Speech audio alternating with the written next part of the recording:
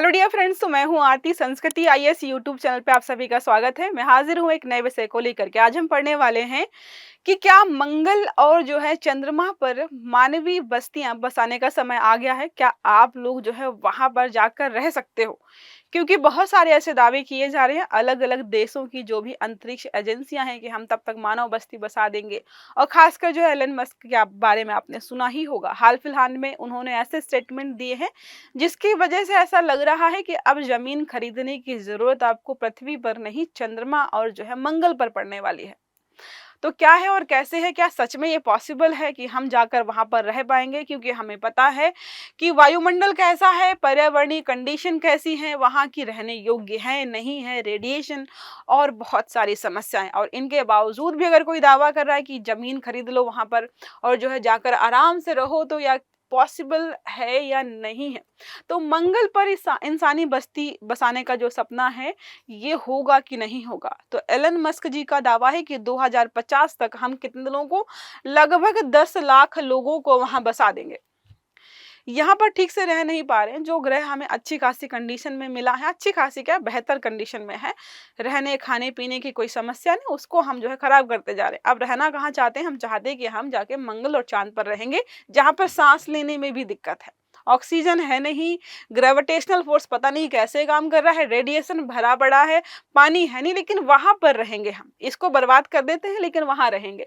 अब बात करते क्या लिखा है 2050 तक। इन्होंने बोला है कि क्या, एलन मस्क जो है स्पेस एक्स के सीईओ हैं, उन्होंने बोला कि 10 लाख लोगों को हम 2050 तक वहां पर बसाने का लक्ष्य रखा। चीन, अमेरिका, भारत समेत कई देश इस रेस में सम्मिलित हो गए कि हम पहले हम जो है जल्दी कॉलोनी बसाएंगे, हम यहाँ पर ले जाएंगे। अब यह जो विषय है भविष्य में मानव सभ्यता, तकनीकी प्रगति और अंतरराष्ट्रीय कानून और अंतरिक्ष भू राजनीति से जुड़ा हुआ है। कि क्या इतना आसान है अंतरिक्ष में जाकर के, स्पेस में जाकर के जमीन खरीदना? क्या इतना आसान है वहां पर मानव बस्ती बसा देना?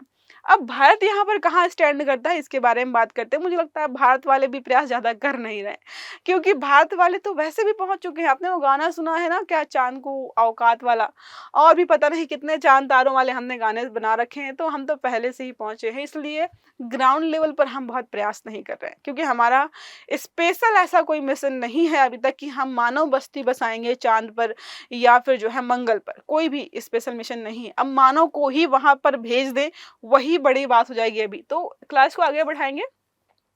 गांधी जयंती का स्पेशल ऑफर चल रहा है जो कि 2 अक्टूबर से 6 अक्टूबर तक चलने वाला है। हम दे रहे हैं आपको 70 से 80% तक का डिस्काउंट।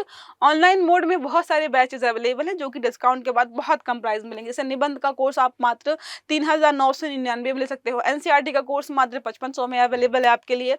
और जनरल हिंदी का तो बहुत कम 2500 में बैच आपको मिल जाएगा। नंबर है 9555124124, या फिर आप विजिट कर सकते हो sanskritiyes.com की वेबसाइट पर। आते टॉपिक पर वापस। अब मंगल पर इंसानी कॉलोनी बसाने की बात कही, ये हमने पढ़ लिया ऑलरेडी। अब वहां पर जाएंगे तो पहली तो हमें जरूरत किसकी पड़ेगी? पहली बात तो भाई पानी होना चाहिए। पानी होने के साथ खेती करेंगे, फूड चाहिए कि खाना वाना खाएंगे कि नहीं खाएंगे। अब 1-2 दिन की बात तो है नहीं कि यहाँ से पैक करके गए और खा लिया, नहीं। अब बस्ती बसानी है वहां पर, ईंधन होना चाहिए ना। बर्फ से हाइड्रोजन बनाएंगे, हाइड्रोजन ईंधन इस्तेमाल करेंगे वहां पर, और कोई चीज वहां पर काम कर नहीं सकती है। या फिर जो है आप एटॉमिक एनर्जी भी इस्तेमाल कर सकते हो, लेकिन यहाँ से वहां कैसे ले जाएंगे उसको लेकर जो है सुरक्षा तो चुनौतियां हैं, जिनके बारे में बहुत बार बात की है। चुनौतियां क्या है भाई? कठिन वातावरण, -63 डिग्री सेल्सियस औसत तापमान है। मतलब इससे नीचे भी जाता होगा और उससे ऊपर भी जाता होगा, क्योंकि औसत यहाँ तक लाने के लिए बहुत टेम्परेचर डिफरेंस चाहिए हमारे लिए। रेडिएशन का खतरा है भाई, अर्थ जैसी मैग्नेटोस्फीयर वहां पर है ही नहीं, सीमित संसाधन है। यहाँ पर जैसे आपको सारी चीजें मिल रही हैं, बिल्कुल भी कुछ नहीं है वहां पर। सब तकनीकी पर आधारित होगा, निर्भर होगा, वो चलेगी काम तो ठीक है, अदरवाइज लोगों की मृत्यु निश्चित है। अब अमेरिका, चीन और भारत की तैयारियां देखते हैं कि क्या क्या यहाँ पर बनाया जाता है। आर्टेमिस मिशन है, 2028 तक अमेरिका भेजेगा चांद पर मानव मिशन। मानव बस्ती बसाने वाला नहीं, मानव मिशन भेजेंगे कि भाई चांद पर जाकर रहो कुछ दिन तक। 2030-40 जो है 40 के बीच मंगल पर इंसान भेजेंगे, 2030-40 तक, ठीक है। चीन का यहाँ पर है 2033 तक मंगल मिशन है, 2036 तक चांद पर बेस बनाने का लक्ष्य इसने रखा है। अब भारत के बारे में बात करते हैं तो गगनयान, चंद्रयान 3 के बाद मानव मिशन की तैयारी हम कर रहे हैं। लूनर और मार्स कॉलोनी पर दीर्घकालिक अनुसंधान चल रहा है। अभी हमारे यहाँ पर अनुसंधान चल रहा है, रिसर्च कर रहे हैं कि क्या करना है क्या नहीं करना। बाकियों ने तो अपनी टाइमलाइन बना ली कि तब तक तो हम भेज ही देंगे। अब तकनीकी चुनौतियां क्या हैं?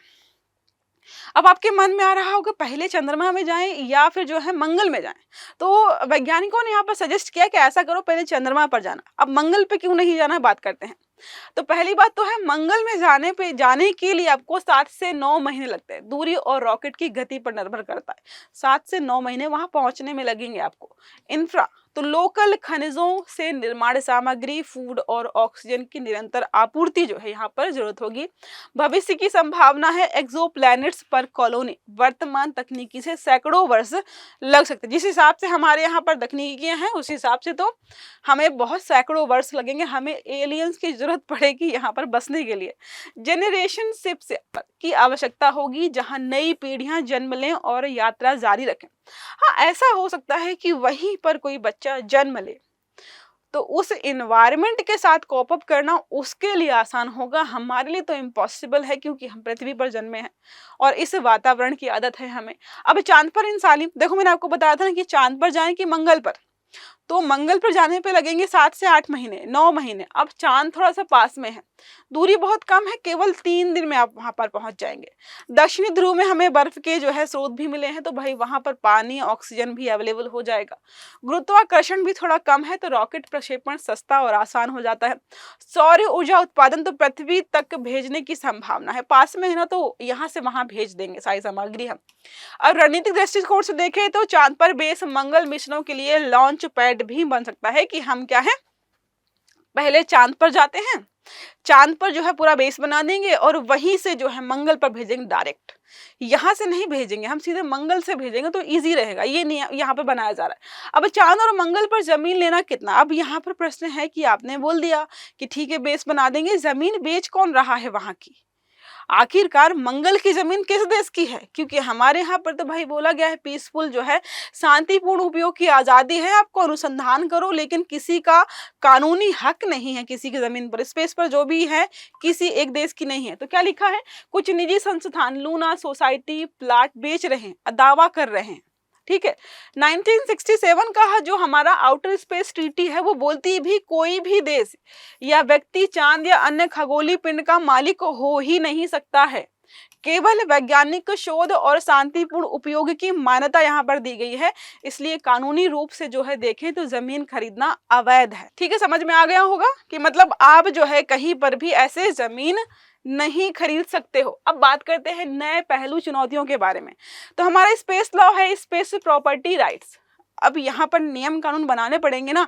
अब कल को कोई देश बोले कि भाई खाली पड़ा है, हम पहले आ गए, हमारा हो गया, जितना जल्दी जल्दी जो कब्जा करेंगे सारा हमारा हो गया, हमने झंडे लगा दिए, ये हमारा। अब इस पर नियम कानून बनाने पड़ेंगे ना, क्योंकि हमें पता है कि पृथ्वी की रिसोर्सेस लिमिटेड है और कुछ टाइम बाद ये ऐसा होगा कि यहाँ पर सच में पॉसिबल नहीं हो पाएगा, आपको दूसरे ग्रहों पर जाना ही पड़ेगा। तो भू राजनीति यहाँ पर यह है कि चांद और मंगल पर बेस बनाने की जो होड़ मची हुई है। अब जो देश बेस बनाएगा, एरिया कवर करेगा, एक सेफ सर्कल नाम की अवधारणा है। आपने कोई बेस बनाया कि अनुसंधान करेंगे तो उसके आसपास का 2 किलोमीटर रेडियस का जो भी इलाका होता है शायद वो उस अनुसंधान परिसर के क्षेत्र के अंतर्गत ही आता है। वो भी हम कह सकते हैं कि कल को बोल सकता है ना कि ये हमारा है। सबसे ज्यादा जो लड़ाई इनके बीच है वो है चाइना और अमेरिका। संसाधन खनन बहुत खतरनाक प्रकार के, हीलियम 3 है, रेयर अर्थ मेटल्स वहां पे मिलेंगे, ऊर्जा व टेक्नोलॉजी के सेक्टर में आगे बढ़ाने में बहुत मदद करेगा। मानव स्वास्थ्य तो लो ग्रेविटी है, कॉस्मिक रेडिएशन है, मानसिक तनाव देखने को मिलेगा। आर्थिक पहल तो शुरुआती कॉलोनी के लिए खर्च जो है अरबों डॉलर्स में होगा। तो देखो निष्कर्ष निकालें कि ये जब कल को वहां पे कॉलोनी बनाएंगे ना, तो आप और मेरे जैसे लोग वहां पर नहीं जाएंगे। जो अरबों खरबों के मालिक हैं, मिलीनियर हैं और बिलियंस के जो मालिक हैं, वही जाकर वहां पर रह सकते हैं, क्योंकि बहुत पैसा चाहिए वहां पर जाने के लिए। अब एक प्रश्न हमारा इसी आर्टिकल से संबंधित है, पूछ रहा निम्नलिखित में से कौन सा कथन सही है? वर्तमान तकनीकी के अनुसार मंगल पर पहुंचने में 2 से 3 महीने का समय लगता है। क्या बताया था मैंने? ये बताया था? बिल्कुल भी नहीं। चांद पर इंसानी कॉलोनी बसाना जो है मंगल की तुलना में आसान माना जाता है। तीसरा है आउटर स्पेस ट्रीटी 1967 के अनुसार चांद व अन्य खगोलीय पिंड किसी भी देश या व्यक्ति की संपत्ति नहीं हो सकते हैं। अगर आर्टिकल समझ में आया है तो आप इस प्रश्न का उत्तर बहुत आसानी से दे पाएंगे, तो प्लीज कमेंट बॉक्स में आंसर दीजिएगा। अगर आर्टिकल अच्छा लगा है तो वीडियो को लाइक करना है, चैनल को सब्सक्राइब करना है, बेल आइकन दबाना है, ताकि जितने भी इस प्रकार के आर्टिकल्स हैं वो सारे आपको समय पर मिलते रहें। तो अच्छे से पढ़िएगा। Have a good day. Thank you.